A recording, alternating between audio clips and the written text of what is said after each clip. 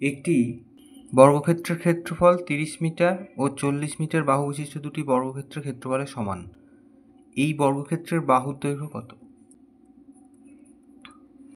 তাহলে এই দুটি বর্গক্ষেত্রের যা ক্ষেত্রফল হবে তাদেরকে যোগ করলে যেটা হবে সেটা হচ্ছে এই বর্গক্ষেত্রের ক্ষেত্রফল। তাহলে এই দুটো বর্গক্ষেত্রের ক্ষেত্রফল কত আগে দেখি।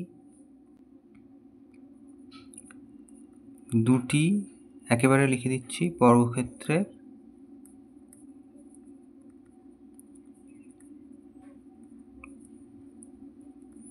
ক্ষেত্রফলের সমষ্টি।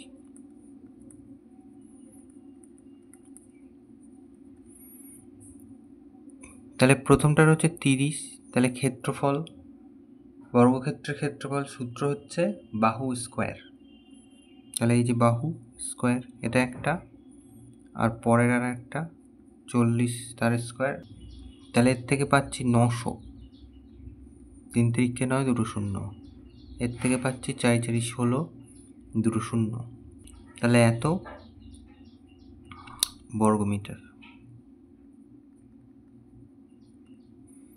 তাহলে এই যে 16 আর 9 25, এত বর্গমিটার। তাহলে এই যে বর্গক্ষেত্রটা আছে যেটা বলেছে যে একটি বর্গক্ষেত্রের ক্ষেত্রফল, সেই বর্গক্ষেত্রের ক্ষেত্রফল হচ্ছে এইটা। তাহলে অতএব বর্গক্ষেত্রের ক্ষেত্রফল এটা। তাহলে এবার বাহুর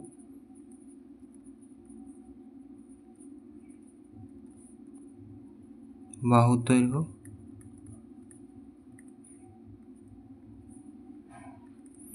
বর্গক্ষেত্রের ক্ষেত্রফল তার বর্গমূল করলে বাহু পাওয়া যায় 2 মিটার। তাহলে 25, 5 5 25 আর একটা 0, তাহলে 50 মিটার। তাহলে এটাই উত্তর।